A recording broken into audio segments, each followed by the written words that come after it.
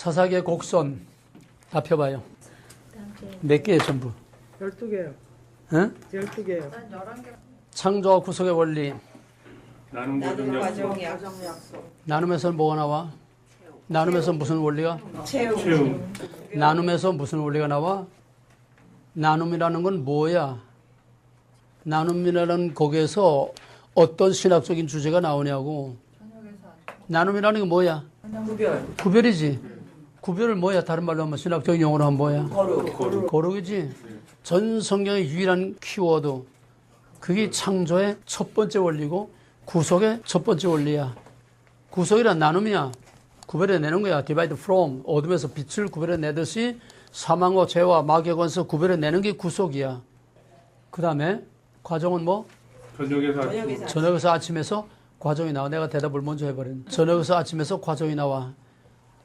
하나님의 구속사의 발전 원리. 파괴 건설. 예, 그 과정 속에서 파괴, 건설, 파괴, 건설, 파괴, 건설, 파괴 계속 반복되는 거.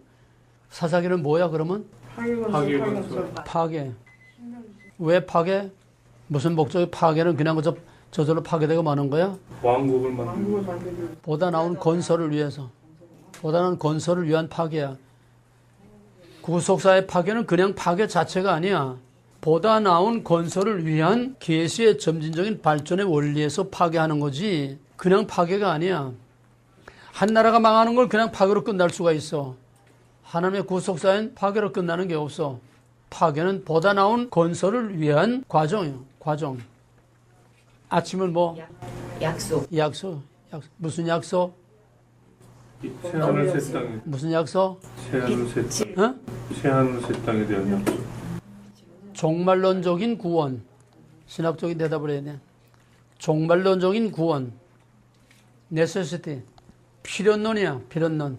우연히 죽음목에다 볕들 날이 있다. 그게 아니고 저녁에서 아침 거기서 나오는 또 하나의 원리는 파괴 건설만이 아니고 성경 해석의 원리로 말하면은 직선적 역사관, 계시의 점진성, 원리의 반복성. 그건 전부 다 과정에서 나오는 거야. 저녁에서 아침. 제일 중요한 거는 대전제는 구별이고 그건 대원칙이야. 절대적인 대원칙. 그 원칙 안에서 그 다음에 중요한 거는 과정이야. 과정. 이 과정이 창세기에서 계시록까지 아니야? 그 과정이 그렇게 복잡하고 그렇게 어려운 문제들이 많이 나오는 거예요.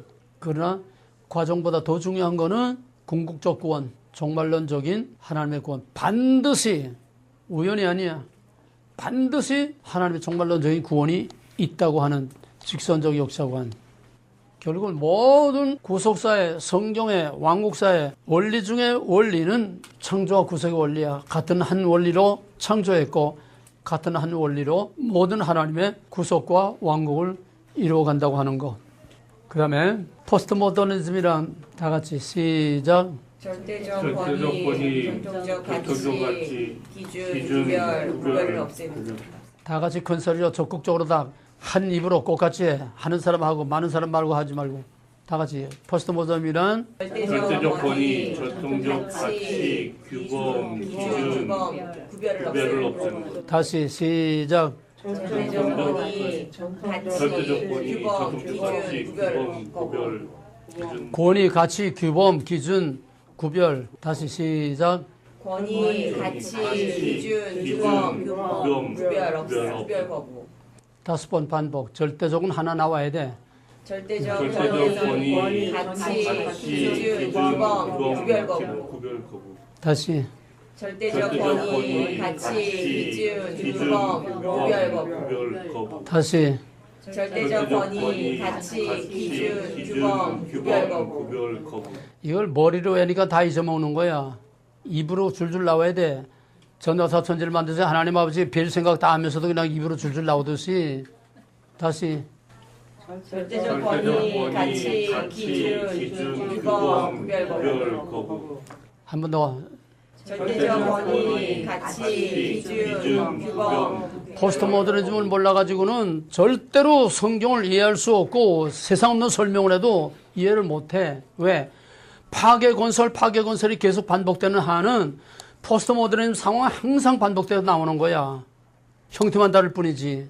그게 전 성경의 원리고 더구나 오늘 같은 시대에는 정말에 모든 것을 푸는 열쇠고 그걸 통해서 모든 걸 보는 건데 포스트잇을 몰라가지고 사탄을 어떻게 알며 포스트잇을 몰라가지고 건설과 파괴를 어떻게 이해하느냐 이 말이야. 그건 애우고 지나가는 과정이 아니야. 계속 깔려나가는 거야. 성경의 원리는 지나가고 끝나는 건 아무것도 없어. 원리의 반복성, 똑같은 한 원리는 세상 끝날까지 영원히 계속되는 거야. 그냥 지나가고 끝나는 지식이 아니야, 이거는. 계속 깔려나가야 돼. 계속 깔려나가. 그래서 이 여러 가지 원리들이 한 패키지로 밑바닥에 테이블 위에 쫙 깔려 있어서 뭘 보든지 듣든지 말하든지 성경 어디 펴든지 그 중에서 그 원리들이 다다다다 와서 그 원리들이 서로 유기적으로 연관이 돼가지고 어떤 때는 이 원리가 두각을 나타내고 그 원리에 또 다른 원리들이 또 밑에 연달아 붙게 되고 유기적으로 이게 돌아가는 이걸 봐야 세상이 보이고 성경이 보이고 하나님도 보이고 마귀도 보이고 다 보이는 거야. 본질, 그게 영적인 문제야. 그게 영분별이야. 그게 진짜 영분별이야. 그게 뭐냐? 신명기 신학과 신명기 사관 다 여기서 나오는 거야. 다 파괴 건설. 포스트 모더nism의 두 번째, 첫 번째 다시 시작. 절대적 권위, 가치, 기준, 규범, 구별, 거부. 그렇게 되면 그 다음에 따라오는 것이 상대주의, 자원주의, hunab주의, 상황주의. 절대라는 게 없어지니까 상대가 나오는 거야. 예? 절대라는 게 없어지니까 상대가 나와. 상대가 나오니까 하나만이 절대가 아니니까 그 다음에는 다원주의가 나오게 되고 그 다음에 혼합주의가 나오게 되고 그렇게 되면 상황윤리가 되는 거예요. 오늘 극단의 혼합주의 상황윤리의 한 샘플이 바로 오늘 한국의 사태예요. 한국은 전형적인 포스트 모더니즘 과정을 지금 가고 있는 거야. 거기서 직시해야 돼. 포스트 모더니즘 뭐가 절대적 권위가 파괴된 거냐. 그럼 한국에서 절대적 권위가 거부당한 게 뭐예요? 절대적 권위가 망가진 거, 거부당한 게 뭐야? 절대적 권위가 뭐야? 헌법. 헌법이지. 헌법을 누가 파괴했어? 헌법을 누가 어떻게 파괴했냐고. 절대적 권위와 가치를 지키는 그 헌법을 누가 파괴했냐고. 누가? 사탄. 헌법재판소가 헌법을 파괴하고 헌법재판소가 절대적 권위의 대통령을 파괴한 거야. 헌법을 지켜야 되는 헌법재판소가 헌법을 파괴해서 대통령 탄핵이면 탄핵이지 탄핵 아니면 기각이지 파면이 어디서 헌법에 그런 문구가 없어. 이 완전히 헌법을 완전히 깨뜨려버린 거야. 박살내버린 거야. 대통령 파면이 왜 파면이야? 그런 거 없어. 헌법재판소는 탄핵이냐 아니냐 그것만 심판해서 탄핵이면 탄핵 아니면 기각 둘 중에 하나지. 절대적 권위를 파괴시킨 거야. 한국은 지금 혼합주의 아주 극도로 다르잖아. 그렇게 되니까 뭐가 오느냐? 상황윤리. 지금 상황윤리. 그걸 보고 실감을 해야 돼. 뭐가 어떻게 돌아가는 게 어떻게 돌아가는 거다. 원리가 지금 어떻게 적용되고 있는가를 실감을 해야 돼. 상황윤리가 되는 거예요. 왜? 절대적 기준과 가치가 없으니까 칼자루 징계의 정의가 되는 거야. 누가 아무 말도 끽소리 못해. 나를 다 해체시키고 안보를 완전히 다 해체시키고 무력화시켜서 대한민국을 완전히 무장 해제시켜도 누가 말을 못해. 이 탄핵 정도야? 박근혜 최순실 이거 세 발의 피도 안 돼. 포스트 모더니즘의 아주 전형적인 모델이 지금 한국을 통해서 전 세계에 보여주고 있는 또 하나의 교재야. 교과서. 자, 두 번째, 절대적 권위가 다 거부되면은 두 번째 뭐가 된다고? 상대주의, 자원주의, 다 같이. 상대주의, 자원주의, hunab주의, 상황주의. 그러면 그 다음에 뭐가 따라와? 목적상실, 비관주의, 허무주의, 염세주의. 목적상실, 비관주의. 오늘 한국은 전형적인 그 상태. 사사기 따로 있는 게 아니야. 그렇게 되면 어떤 결과가 따라와? 어떤 결과가 돼? 어떤 상태가 돼? 아노미 현상. 아노미 현상이란 무정부 상태, 무법점지, 무법천지, 무정부 상태가 되는 거야. 오늘 한국은 무정부 상태, 무법천지야. 법이 없어. 김정은이가 하라 하면 하고 죽이라 하면 죽이는 것처럼 형태만 다르고 수단과 방법만 다른 것뿐이지. 오늘날은 칼자루 진 놈들 맘대로야, 맘대로. 거침없어. 두려워하는 게 없어. 꺼린 게 왜? 언론이 한통속인데 누가 끼소리해?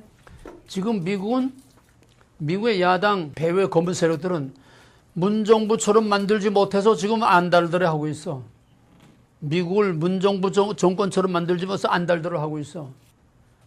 저놈들이 박근혜 잡지 못해서 안달했던 것처럼 지금 똑같은 상황이 미국에서 지금 벌어지고 있어.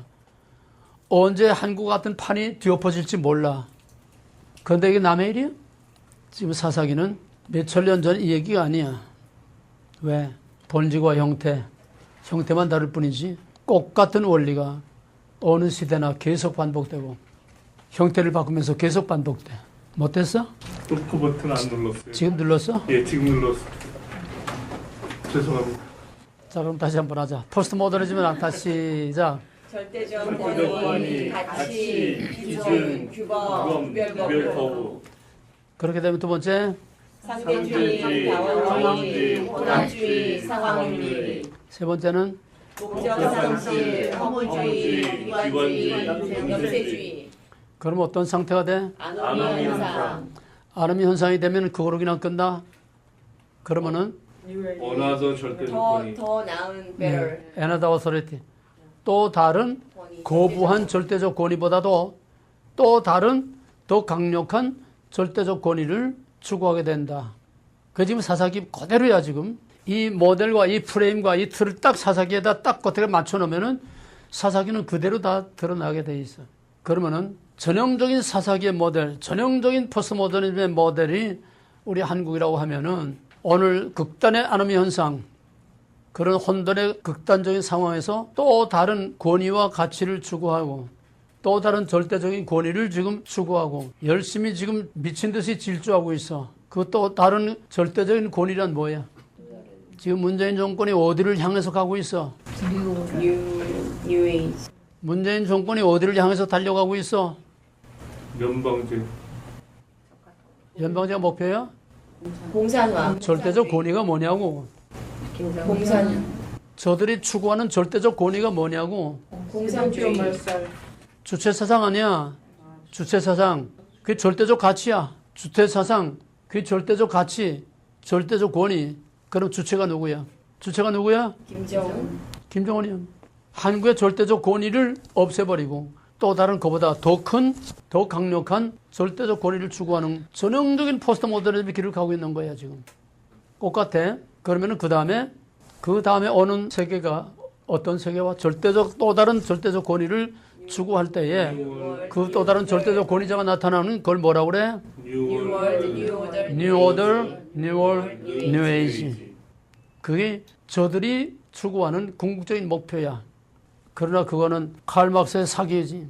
결국은 저희들이 추구하는 그런 때는 오지 않았어. 결국은 공산주의의 종주국인 구소련을 비롯해서 베를린 장벽이 무너지면서 이것이 도미노 현상으로 베를린 장벽이 무너지면서 구소련이 와르르 무너지고 구소련이 무너지니까 그 밑에 동구권들이 그냥 와르르 다 무너져 나갔어. 결국은 그들이 추구하는 팍스 카메니즘, 공산주의에 의한 세계 평화라고 하는 궁극적 가치는 완전히 허구, 완전히 거짓말이요. 완전히 허구임이 역사적으로 온 세계에서 드러났어.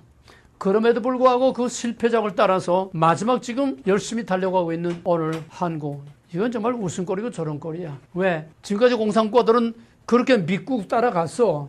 근데 아니야. 다 뻥 터졌어. 다 망한 걸 보면서도 또 그 길을 가고 있는 거는 이건 완전히 정신병자예요. 그러면은 이 포스트 모더니즘과 뉴에이지를 정확하게 정리를 해서 성경과 전 시대를 볼 수 있어야 돼. 여기 포스트 모더니즘에서 뉴에이지를 가는 이 순서 과정, 전 성경의 구속사의 과정이야. 이게 머리가 돌아가야 돼. 이 적용이 돼야 돼. 성경에서, 역사에서. 그러면은 결국은 망하는 게 성경의 구속사나 하나님의 구속사가 결국은 망하고 마는 거야? 공산주의가 망하듯이 망한 거야? 그거는 사탄의 거짓복음이야. 그럼 하나님의 원리는 뭐냐? 사탄의 본질과 정태는 뭐라고 그랬지? 거짓말쟁이야. 또? 모방자야. 그럼 어느 게 진짜야? 포스트 모더니즘이란 극도의 혼란과 무정부 상태, 극도의 그런 아노미 현상, 흑암, 공허, 혼돈, 바로 그거야. 거기서 뭐가 왔어? 빛이 있으라. 그게 하나님의 원리야. 창세기 1장 2절에 흑암, 공허, 혼돈이 깊은 가운데 있는 최악의 그런 포스트 모더니즘의 그런 그걸 포스트 모더니즘의 상황이라고 한다면은 빛이 있으라. New World, New Order, New World, New Age야. 이게 구속사야. 이걸 사탄이 도용해서 도둑질해서 그대로 모방을 해가지고 하나님은 진짜 뉴월드, 영원한 영생의 뉴월드를 만들려고 하는데 사탄은 영원한 멸망의 뉴월드를 만든다고 거짓말로 소개해요. 그러니까 꽃 같은 포스트 모더니즘과 꽃 같은 뉴 에이지의 이 원리가 하나는 사탄이 포스트 모더니즘 상황을 통해서 영원히 아주 멸망하는 가짜 뉴월드, 그거로 영원히 망하게 만드는, 다시 돌아올 수 없게, 다시 회복될 수 없는 영원한 멸망으로 끌고 가는 것이, 그게 바로 사탄의 뉴에이지 신학이에요. 그러나 하나님은 인간의 실패, 인간의 최악의 상황을 오히려 하나님께서는 그 과정을 통해서 보다 더 나은 미래로 계속 파괴 건설 계속 가다가 끝내 아침 종말론적 구원이라고 하는 다시는 눈물과 다툼과 미움이 없는 영원한 삶과 새 땅에 그 진짜 뉴 에이지, 뉴 오더, 뉴 월드 똑같아. 이게 딱 프레임이 서야 돼. 똑같은 포스트모더니즘에서 뉴 에이지로 가는 과정인데 하나는 그 뉴 에이지는 완전히 거짓말이요, 허구요, 영원한 멸망으로 끝나고 말았다는 거. 구소련이 무너져 공산당이 무너져 보여줬지 않아? 그게 뉴 월드야. 그게 뉴 에이지야. 뉴 에이지는 없어. 허구야. 저희들이 그렇게 외쳐댔던 뉴 에이지 없어. 허구야. 김일성이 입이 닳도록 그 백성들이 한 얘기라. 조금만 참아라. 조금만 참아라. 우리도 기와지에 몇 고기 밥 먹을 날이 온다. 뉴 에이지 새로운 시대가 온다는 거예요. 결국 어떻게 됐어? 300만 명이나 굶어 죽는 마지막 수다로 핵과 미사일을 만들었지만은 그거 써보지도 못하고 그대로 다 무너지고 말아. 꼭 같은 프레임이야. 파괴 건설, 포스트 모더니즘, 뉴 에이지. 하나는 영원한 멸망을 향한 거짓말로 시작해서 거짓말로 끝나는 거야. 하나는 파괴를 통해서 보다 나은 건설로 진짜로 뉴 오더, 뉴 월드, 뉴 에이지, 영원한 삶과 새 땅에 영광스러운 하나님의 왕국을 이루는 진짜와 거짓으로 딱 갈라져. 결국 뉴 에이지, 뉴 월드는 뭐냐? 사탄의 뉴 에이지, 뉴 월드는 지옥이야. 사탄의 뉴 에이지, 뉴 월드는 지옥이야. 하나님의 뉴 에이지, 뉴 월드는 삶과 새 땅에. 이거 하나 가지고 어둠으로부터 빛이 있으라. 뉴 포스트 모더니즘에서 진짜 뉴 에이지, 뉴 월드, 뉴 오더를 새로운 가치와 질서를 창출해내는 것이 어둠에서 빛을 창출해내는 거야. 이해가 되겠어? 꽃 같은 원리가 계속 반복되는 거야. 역사 속에서. 형태만 자꾸 바꾸는 거지. 복잡할 게 없어. 원리만 정확하게 알고 있으면 복잡할 게 없어. 그걸 정확하게 자기가 충분히 자기 것을 이해를 못하니까 이런 기나긴 과정이 필요한 거예요. 사실 한마디면 다 끝나. 우리는 그런 영적인 그런 통찰력과 감각이 완전히 다 무뎌졌기 때문에 꽃 같은 말을 100번, 1000번 그냥 끊임없이 반복을 해도 결국은 항상 마찬가지야. 그래서 예수님께서는 눈은 봄으로 귀는 들음으로 복이 있다 그랬어요. 들을 귀 있는 자는 들을지어다. 계시록에도 아시아 교회에 보낸 편지 중에서 성령이 하시는 말씀을 들을지어다. 들을 귀 있는 자는 들을지어다. 이게 지금 문제야. 두란노를 지금 16년째 하면서 계속 느끼는 거는 이 짧은 기간 동안에도 점점 영적으로 깨닫는 감수성, 깨닫는 감각, 깨닫는 감수성이 점점 무뎌져. 시대가 그래. 이제는 마이동풍처럼 말을 해도 그냥 멍해서 그저 그런가 보다 하고서 차창 밖으로 그냥 쇼윈도 구경하듯이 차창 밖으로 그저 경치나 보고 지나가는 것처럼 내가 미국은 세계에서 끼우는 거대한 끼우는 태양이라고 열심히 한국에서 외치다가 맨 처음 미국 와서 I-9로 콜롬비아 강을 건너서 광야길을 쫙 달리면서 그때 4월 달에 한참 밀보리들이 한참 자라 올라올 때 그 스프링클러로 큰 로라 다그려 스프링클러로 쫙 물을 뿌리면서 가는 거 보면서 미국 사람하고 한 번도 만난 사람 없고 한마디도 미국 사람하고 대화해 본 적이 없어. 근데 그 대륙을 달리면서 나는 미국의 저력, 진실과 정직. 바로 이거 미국이다. 아니 보리밭에 스프링클러가 돌아가는데 거기서 무슨 뭐 정직과 진실이 보여? 그 땅을 달려가면서 차창 밖으로 그런 모습을 보면서 나는 미국의 스피릿, 미국의 에토스, 미국의 영혼을 본 거야. 미국의 영혼을, 뿌리를 본 거야. 이게 아니다. 미국은 끼우러져가는 거대한 태양이 아니라 세계 모든 나라가 다 망해도 미국은 끝까지 망하지 않는다. 완전히 뒤바뀌었어. 세상을, 역사를, 현실을, 성경을 꿰뚫어보는 눈이 있어야 돼.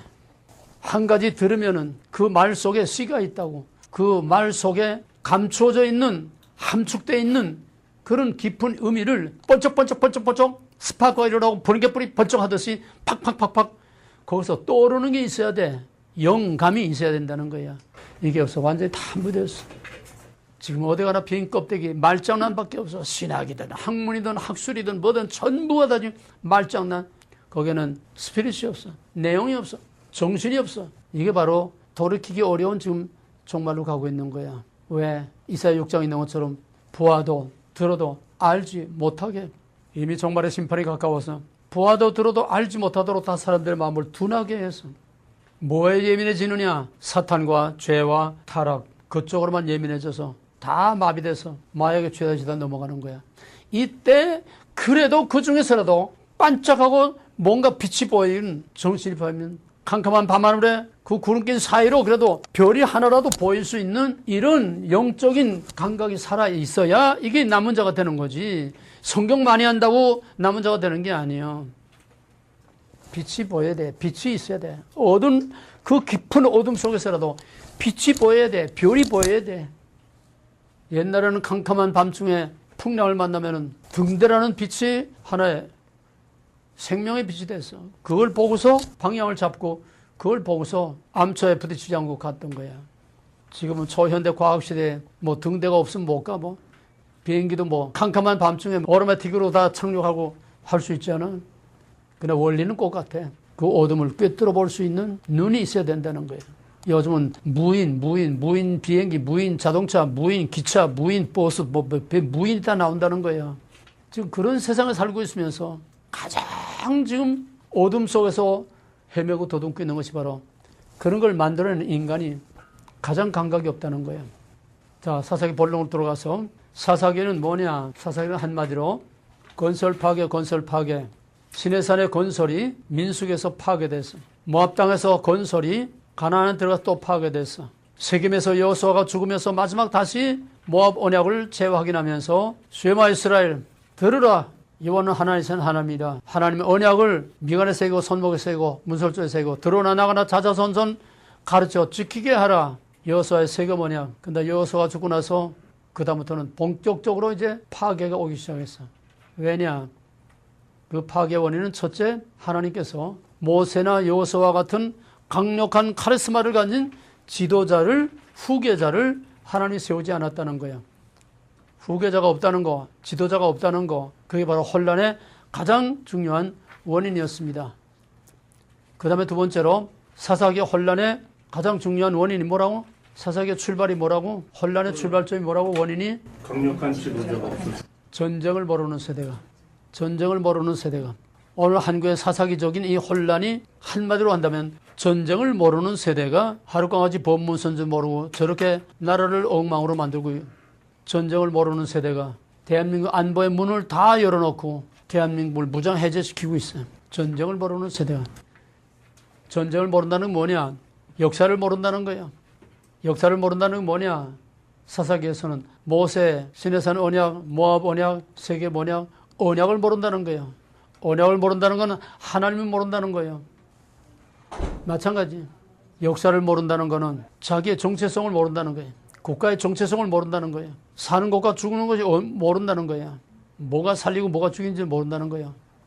바로 오늘 한국도 전쟁을 모르는 세대가 그 다음에는 역사를 완전히 모르고 망각하는 게 아니라 히브리인들은 역사를 망각했지만은 언약을 잊어버렸지만은 오늘은 아까 말한 것처럼 그 위에 주체 사상이라고 하는 이념과 사상으로 70년대 이후 끈질긴 세뇌 공작으로 나만의 주체 사상 파를 만들어 가지고 그 주사파들이 지금 청와대를 완전히 정복하고 있고 그 청와대가 대한민국의 심장부로 지금 움직이고 있으니까 이건 뭐 누구도 어쩔 수가 없어요. 본격적인 파괴가 지금 진행되고 있는 겁니다. 전쟁을 모르는 세대가 그 한마디 말 속에 사사기 전부가 다 있고 꽃 같은 모델, 꽃 같은 역사, 꽃 같은 상황이 계속 반복되고 있는 겁니다. 위대한 사역자 소로킨이라는 사람은 전쟁 세대론이라는 이론으로 아주 유명해졌어요. 전쟁 세대론. 전쟁 세대론이 뭐냐? 고대로부터 전쟁을 전부 이렇게 연구해 보니까 전쟁이 제너레이션, 세대마다 전쟁이 일어난, 한 세대가 지나면은 반드시 전쟁이 일어난다는 게 평균으로 따지는 겁니다. 뭐 연수까지 그렇게 말할 수는 없지만 평균 한 세대는 보통 옛날에 30년을 한 세대를 보통 봅니다. 그러니까 어느 민족이나 어느 역사나 평균으로 봐서 한 세대가 지나가면 반드시 전쟁이 일어난다는 거예요. 근데 2차 대전 이후에는 너무나 무기가 어마어마하게 발달했기 때문에 큰 전쟁이 일어날 수 없어. 이제는 핵전쟁은 지구가 완전히 깨지는 거니까.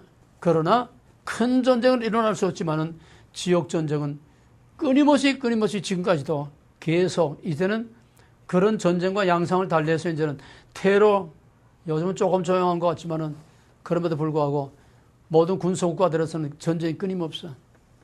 한마디로 말하면 뭐냐? 소로킨의 전쟁 세대론이라는 거는 한 세대가 지나면은 반드시 전쟁이 온다고 하는 통계학적인 이런 결론이 뭐냐면 전쟁을 모르는 세대가 오면은 도덕적으로 부패하고 타락하고 자기들의 존재를 망각하고 저희들이 어떻게 해서 오늘 이 위치에 이 자리를 누리고 있는지 그거를 망각하고 역사를 망각하고 결국은 부패와 타락을 해서 멸망을 자초하고 전생을 자초한다는 거예요. 이게 소로킨이라는 학자가 밝힌 전쟁 세대론입니다. 바로 건설 파괴라는 건 똑같은 원리예요. 사사기의 가장 중요한 키워드는 전쟁을 모르는 세대가. 그것이 오늘도 똑같은 원리로 반복되고 있습니다. 그러면 사사기의 결론은 뭐냐? 과정이라는 건 그냥 극도의 혼란이고 극도의 혼란의 과정을 통해서 얻어진 결론은 뭐냐? 사사기의 혼란을 하나님이 허용하신 목적이 뭐냐? 아까 포스트 모더니즘, 아름 현상, 그게 사사기라고 그랬지? 그러면 아름 현상에서 어떤 결과가 나와? 뭐가 따라와? 원하던 절대적 또 다른 강력한, 그러니까 하나님의 쉐마 이스라엘, 여호와는 하나님이라 너희 조상을 애굽에서 인도하였고 이렇게 모아보냐 새겨보냐 그 모든 언약과 동시에 하나님을 다 잃어버렸어. 미싱해서 절대적인 권위와 가치가 다 없어져 버렸어. 언약 사상 없어져 버렸어. 그러니까 극도의 혼란이 오는 거야. 그 극도의 혼란의 과정을 거치면서 또 다른 권위, 또 다른 가치와 질서, 그거를 추구하게 된다는 거예요. 그 키워드가 뭐? 그러니까 강의할 때 중요한 거는 팍팍 그냥 못을 꽂듯이 이렇게 못을 꽂고 나가. 말뚝을 딱딱 하나씩 꽂고 나가. 이정표를 꽂고 나가. 그냥 듣고 지나가서 남을 수가 없어. 사사기의 결론이 뭐야? 결론이 뭐? 또 다른 절대자, 또 다른 절대자. 왕이 없으므로 키워드야. 사사기의 키워드는 둘. 시작과 끝, 원인과 결과. 시작과 원인은 뭐? 전쟁을 모르는 세대가. 결론은 강력한 리더. 왕이 없으므로 어떻다는 거야? 강력한 왕이 필요하다는 거야. 강력한 왕이 없으니까 이런 혼란이 오고, 여러분이 그려본 사사기의 곡선, 계속해서 이방에게 침략을 당하고 이방의 노예가 됐다가 또 사사가 일어나서 구출해 놓으면 잠깐 동안 반짝하고 평화롭다가 그 다음에 또 사자가 죽으면 또 부패하고 타락해서 또 이방의 침략을 당하고 또 이방의 노예가 되고, 이 악순환이 끊임없이 계속되는 이 악순환이 왜 오느냐? 가만 보니까는 우리를 침략하고 우리를 사로잡는 나라들은 왕이 있어. 강력한 통치자가 있어. 그리고 상설 군대가 있어. 상비군이 있어. 언제나 전쟁에 준비된 군인들이 있다는 거야. 근데 우리는 그게 없어. 저거는 뉴 오더고 우리는 올드 오더야. 우리는 낡은 질서. 저들은 우리보다 앞서 있는 질서야. 그 뭐야? 왕과 군대가 있다는 거야. 이걸 깨닫게 하는 것이 사사기의 목적입니다.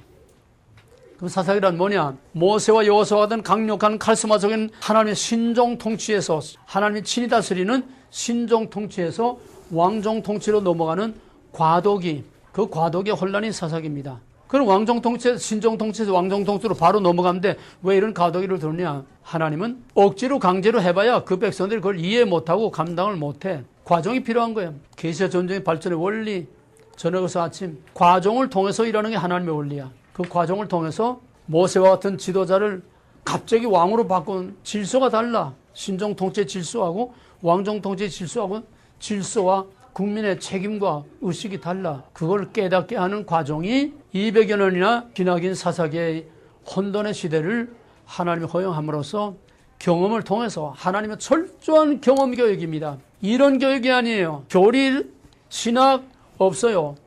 철저한 경험을 통해서 스스로 깨닫고 알게 하는 것이 하나님의 방법입니다. 그래서 이스라엘의 역사가 고난의 역사인 것은 철저한 경험을 통해서 가르쳤기 때문에 그 경험을 통해서 우리에게도 왕이 필요하다. 우리에게도 저 블레셋이나 다른 나라처럼 그런 강력한 상설, 군대가 필요하다. 군대가 다른 나라 군대가 쳐들어왔다. 그러면 야 어느 나라 군대가 쳐들어왔다. 그러면 그때 사람들을 그냥 꽃게이 삽 그냥 있는 대로 뭐든지 들고 나와서 훈련된 군인이 아니야. 오합지졸들이 나와서 이길 수가 없어. 그러니까 우리도 저 다른 나라처럼 강력한 왕을 세우라. 그리고 우리도 이방 나라처럼 강력한 군대를 만들자. 그거를 깨닫고 필요를 깨닫게 하기 위한 것이 사사기를 통한 값비싼 대가를 지불한 경험 교육입니다. 거기까지 와서 이제 사사기가 끝났어. 사무엘 넘어가게 되면은 사무엘서에 와서 이제 사무엘의 마지막 사사입니다. 사무엘은 마지막 사사인 동시에 바로 사사기의 혼란에서 왕종 시대로 넘어가는 산파 역할을 하는 거예요. 왕국의 산파 역할을 하는 것이 사무엘이에요. 그래서 사무엘은 사사이면서 선지자이면서 왕이면서 제사장이면서 네 가지 기능을 다 갖고 있었습니다. 백성들이 이제 사무엘에게 와서 마지막 사사요. 당신은 이제 나이도 많고 늙어서 이제는 메카리도 없고 그러니까 이제 우리도 저 강력한 블레셋이나 다른 나라처럼 우리도 왕을 세워달라. 물론 거기서는 사무엘이 괘씸히 여겨서 여호와께서 너희 왕이고 여호와께서 너희를 지금까지 지켜주시고 너희를 구원해 주셨는데 여호와를 버리고 하나님의 왕되심을 버리고 너희가 이방 나라처럼 사람이 세우는 왕을 달라고 하나님을 배신하고 사무엘을 배신하고 사무엘이 괘씸하게 하니까 여호와께서 야야 사무엘아 널 버린 게 아니라 날 버린 거다. 나로 이스라엘의 왕이 되지 못하게 한 거다. 이다 과정이야. 그래서 백성의 요구대로 왕을 세워줘라. 백성의 요구대로 왕을 세워줘라. 그 대신 지금까지 신종 통치 시대에는 백성의 의무는 하나님을 왕으로 모시는 언약을 지키는 책임밖에 없어서 백성의 어떤 책임과 의무가 부과되지 않아서 신종 통치에서는 하라면 하고 하지 말라면 안 하면 되는 거야. 이제 민족을 한 이스라엘 공동체를 한 개인의 인격체로 보게 되면 어린아이에서 자라가는 과정입니다. 어렸을 때는 하라, 하지 말라, 안 해, 때려. 이게 신종 통치 시대예요. 그 다음에 조금 이제 커가니까 제멋대로 하려고 왕이 없으므로 각기 자기 소견에 옳은 대로 행하였더라. 이게 종말의 현상이야. 아름의 현상. 자기 소견에 옳은 대로 행하였더라. 하나님의 의를 버리고 언약을 버리고 자기 주장, 자기 소견에 옳은 대로. 전 세계에서 개인의 주의 주장이 그렇게 강한 나라는 오늘 한국 같은 예가 없어요. 개인의 주장, 집단 이기주의, 사사기의 현상 그대로입니다. 왕이 없으므로 강력한 통치자가 없기 때문에 각자 자기 생각대로 자기가 정이야. 그래서 하나님께서 강력한 왕을 깨닫게 하시고 그 다음에 왕을 달라고 하는데 하나님이 그걸 몰고 왔는데 백성들이 왕 세워달라는 게 당연한 과정 아니에요? 근데 하나님은 괘씸히 여겨서 저들이 너를 버린 게 아니라 나를 버린 거다. 나로 저들의 왕이 되지 못하게 한 거다. 저들 해달라고 해줘라. 왕을 세웠어. 그 대신 백성에 이걸 분명히 가르쳐라. 나는 너희한테 세금을 받지도 않았고 너에게 뭘 요구한 것도 없었다. 하지만은 너희가 왕을 세우면은 너희가 왕에게 세금을 바쳐야 되고 또 너희 아들들은 그 왕의 군대로 나가야 되고 너희 여자들은 그들을 섬기는 종노릇을 해야 된다. 그래서 사무엘상이라고 하는 사울의 왕국이 세워집니다. 이것도 과도적이요. Another authority, New World, New Order 만들어졌어요. 아놈 현상의 파괴를 통해서 또 다른 New Age, 새 시대의 왕국 시대가 왔습니다. 그러나 이거는 아까 말한 New Age는 둘이라고 그랬어요. New Age는 둘이야. 그러면 인간에 의하여, 인간을 위하여, 물론 하나님이 뭐 사무엘에게 가서 이제 베냐민 지파 누구에 이제 기름 부어서 해달라는데 해줘라 했지만은 그건 하나님이 기쁘심으로 행하는 하나님의 계획과 뜻이 아니었어. 인간의 자기 주장이 하나 강하니까 불쾌한 응답을 해주신 거예요. 불쾌한 응답. 해달라는데 해줘라. 그러나 사울의 왕국은 하나님의 계획과 하나님의 뜻으로 이루어진 것이 아닌 사람의 왕국, 사람에 의해서 세워진 사람의 왕국, 가짜 왕국이요. 그거는 진짜 뉴 에이지, 뉴 월드가 아니라 이거는 가짜 뉴 에이지, 뉴 월드. 하나님의 기름 부음 받은 종 다윗을 죽이려고 평생 군대를 풀어서 쫓아다녔던 이건 사탄의 왕국이었어요. 그 과정을 넘어서 드디어 하나님의 계획하신 위대한 다윗의 왕국을 세우는 것. 이게 진짜 뉴 오더, 뉴 월드, 뉴 에이지의 하나의 모델입니다. 이 역사의 흐름을 잘 봐야 돼. 계수의 점적인 발전의 과정과 흐름을 잘 봐야 돼. 그림이 그래 보여요? 여기 바로 사사기를 통해서 가짜 뉴 에이지, 뉴 월드하고 진짜 뉴 에이지, 뉴 월드 이걸 보는 거예요. 그래서 사사기에서 우리는 하나하나 자세한 것들은 여러분들이 신학적 주제, 여러분들 이거를 교재를 다 읽어보기 바랍니다. 하나님의 실패를 통해서 보다 나은 하나님의 계획을 이루어 가신다. 그 다음에 여기에 또 하나 특징은 사사기의 특징은 사사들이라고 하는 카리스마적인 특별한 존재가 등장한다는 거예요.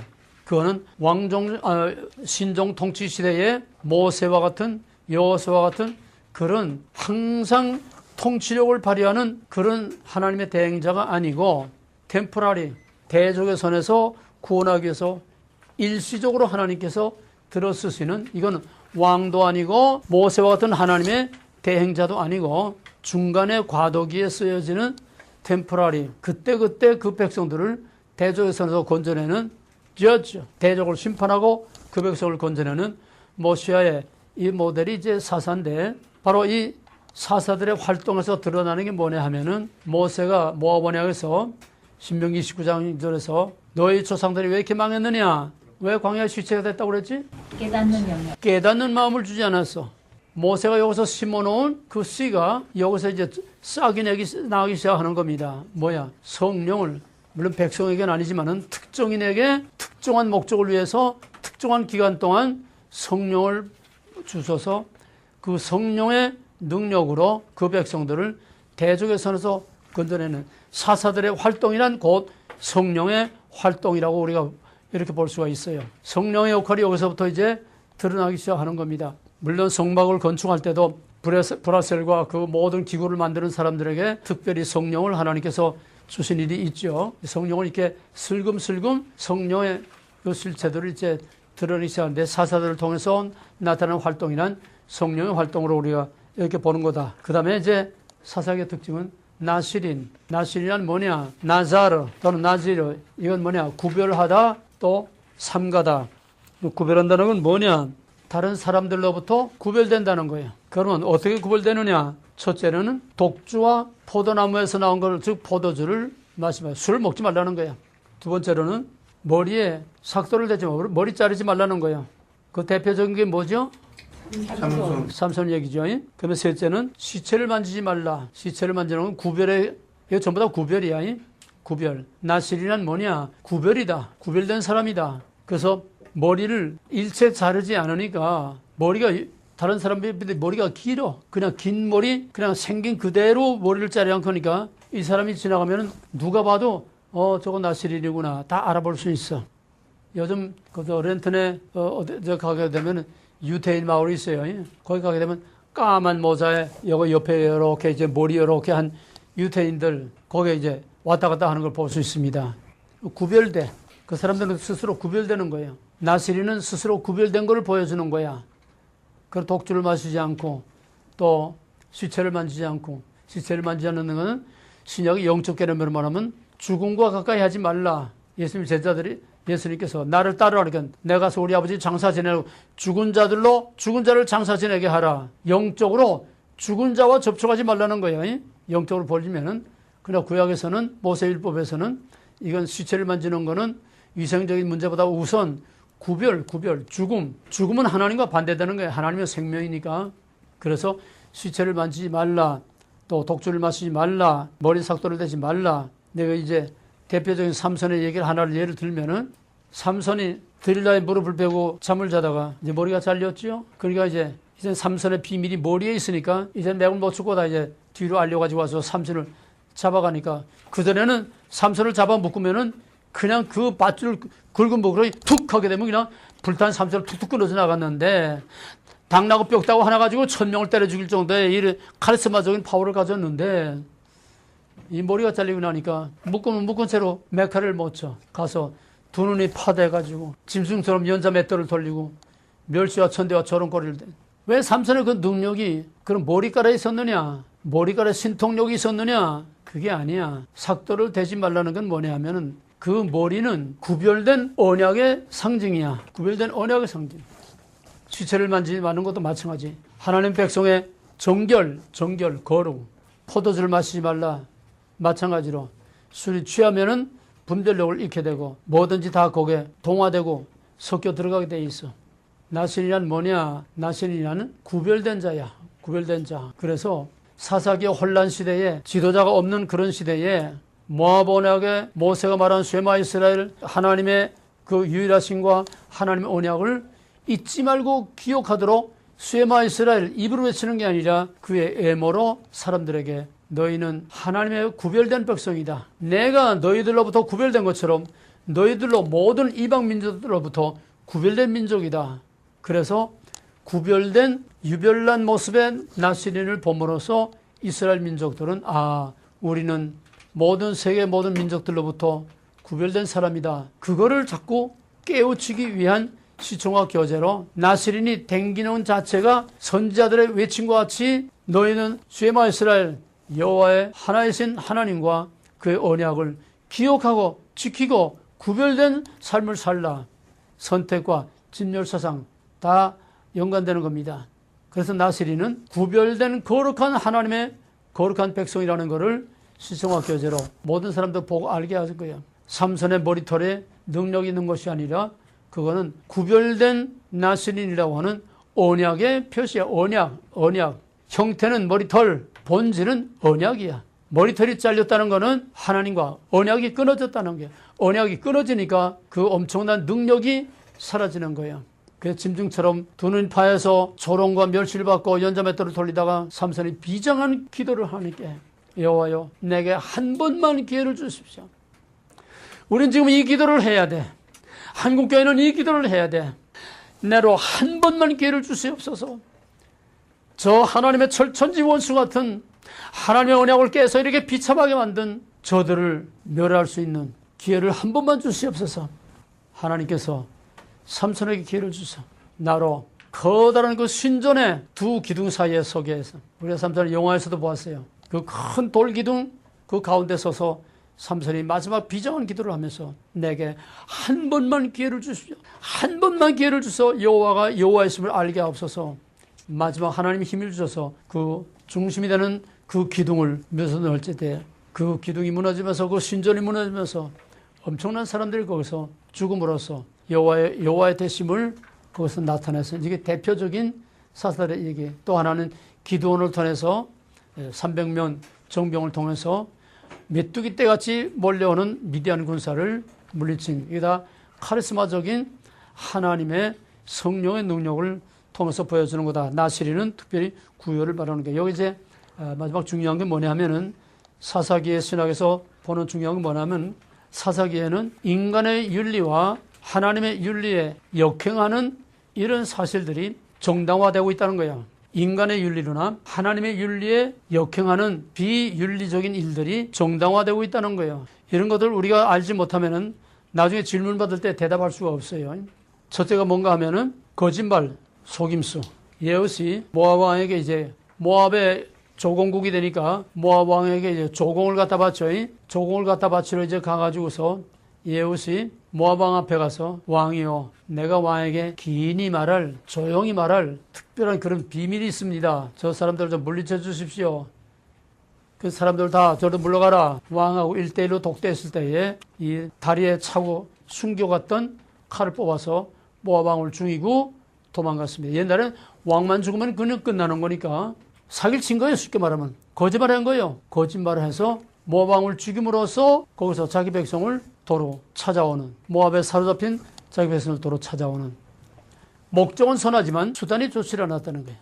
그 다음에 시스라가 이제 드보라와 바락을 피해가지고 이제 헐떡거리며 도망가다가 야엘의 집에 와서 날 좀 숨겨달라, 날 좀 살려달라. 그래서 그 시스라를 들어오라고 이제 침대에 눕히고서 이제 이불을 갖다 덮고서 그 쫓기느라고 이제 헐떡거리며 하도 이제 지쳤으니까 우유를 한 잔을 갖다 쭉 마시고서 이제 우유를 마시고 여기서 누워서 편히 쉬시오. 이불을 갖다 덮어놓고 내가 대적이 찾아오는 거 보면은 내가 없다고 숨기고 거짓말을 해라. 그 덮어놓고서는 그다음에 쫓기다가 피곤해져서 정신없이 잠이 들었는데 천막에 말뚝 꽂는 그 말뚝하고 큰 망치하고 가지고서 그 시스라를 그냥 내리쳐서 그래서 죽였어. 야비하잖아. 숨겨주고 보호해 주겠다고 해놓고서는 천막 말뚝을 갖다가 그냥 그 머리에 찍고 죽였어. 이게 정당화되고 있다는 거야. 사사기에서 가장 비윤리적인 거짓말, 사기. 그 다음에 또 이제 입다가 내가 이번 전쟁에 나가서 이기고 돌아오게 하시면은 맨 처음 나를 나와서 영접하는 자를 하나님께 번제로 드리겠습니다. 서원에서 하나님 하라고 한 게 아니에요. 인신제사입니다. 인신제사. 산 사람을 제물로 바치는 인신제사예요. 이게 성경에서 합리화가 될 수 있느냐? 이 인신제사가 어디에 또 나옵니까? 여기 처음에 아니야. 그건 하나님이 요구한 거야. 아브라함, 이삭, 다윗, 아브라함, 이삭. 내 아들을 내게 번제로 바치라고 했잖아. 인신제사. 그게 어떻게 정당화될 수 있냐 이 말이에요. 근데 하나님은 인신제사를 제일 증오했습니다. 모압의 그모스신, 그 그모스신과 암몬의 신들은 뭐냐 하니까 산 사람을 제물로 드리는 거야. 산 아이를 제물로 드리는 거야. 산채로 제물로 불태워 죽이는. 하나님 이걸 우상숭배, 어떤 우상숭배보다도 제일 아주 악랄한 신발. 나중에 솔로몬이 바로 모압의 그모스 신과 암못의 이 신까지 섬겼어요. 하나님이 그렇게 증오하고 미워하는 인신제사. 이게 여기서 정당화되고 있다는 거예요. 입다를 꾸짖지 않았어요. 결국 자기 서원한 대로 자기 무남동료 애딸을 산채로 잡아서 짐승처럼 제물로 바치지 않았습니까? 이게 어떻게 정당화될 수 있냐 이 말이에요.